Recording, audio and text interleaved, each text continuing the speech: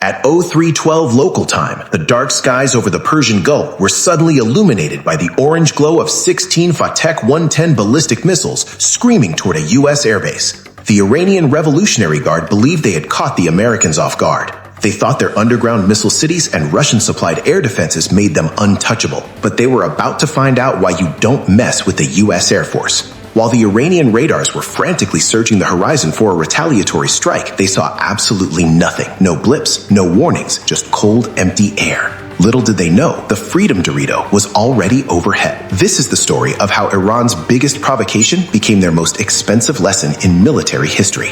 The centerpiece of this response wasn't just any plane, it was the B-2 Spirit stealth bomber. To an Iranian S-300 radar operator, a B-2 at 40,000 feet doesn't look like a 150-ton giant with a 172-foot wingspan. Thanks to its radar-absorbent coatings and lack of sharp edges, it looks like a single marble floating in a thunderstorm. But stealth is more than just a fancy paint job. It's about managing the geometry of the fight. As Pro 41 and 42, the call signs for our lead spirits, pushed deeper into Iranian airspace, their crews were working in total electronic silence. In the world of high-stakes stealth, radio transmissions are a death sentence. Silence isn't just a tactic, it's a doctrine.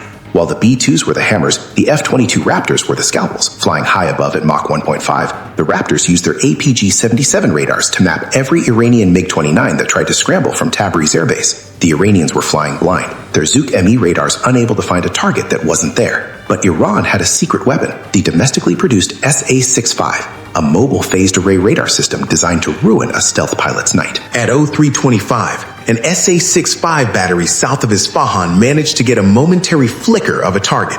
They committed. They turned on their tracking radar, ready to fire. Big mistake. Orbiting 40 miles to the west was an EA-18G Growler. Within milliseconds, its ALQ-249 next-generation jammer detected the emission.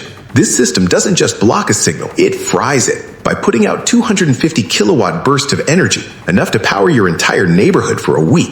The Growler turned the Iranian radar screen into useless electronic noise. An AGM-88 HARM missile was off the rail before the Iranian operator could even blink. With the air defenses blinded, it was time for the B-2s to do what they do best: big business. The targets were the underground missile hatches, buried under 20 feet of reinforced concrete and 100 feet of solid rock. The weapon of choice? The GBU-31 Joint Direct Attack Munition, JDAM, with a BLU-109 bunker buster warhead. This isn't your grandfather's dumb bomb. At the end of each 2,000-pound projectile is a guidance kit that uses GPS and inertial navigation to steer the bomb with pinpoint accuracy, regardless of wind or weather. As the bomb bay doors open, briefly increasing the B-2's radar cross-section from a marble to a barn, the rotary launchers spun up. 16 penetrators fell into the Iranian night. Each bomb is designed with a 1-inch thick steel casing and a time-delayed fuse. It doesn't explode on contact. Instead, it punches through the mountain like a hot knife through butter, waiting until it's deep inside the missile storage chamber before detonating. The results were catastrophic for the IRGC. Satellite imagery later confirmed that the tunnel entrances didn't just crack, they folded. Thousands of tons of rock and debris sealed the Iranian missiles inside their own caves, turning a multi-billion-dollar arsenal into a permanent underground museum. In less than 30 minutes, the U.S. Air Force had dismantled Iran's ability to sustain a ballistic missile barrage without losing a single aircraft. The Iranians thought they were challenging a superpower. Instead, they were providing a live-fire demonstration of why American roads have potholes, because the money went somewhere else to make much bigger holes in the mountains of the Middle East. The Freedom Dorito has once again proven that in the modern theater of war, if you can be seen, you can be hit. And if you can be hit, you can be destroyed. Iran's provocation was bold, but its execution was a disaster. Do you think Iran has any technology that can actually counter a coordinated stealth strike? Or is their air defense just a series of high-priced paperweights? Let us know in the comments. Bye for now.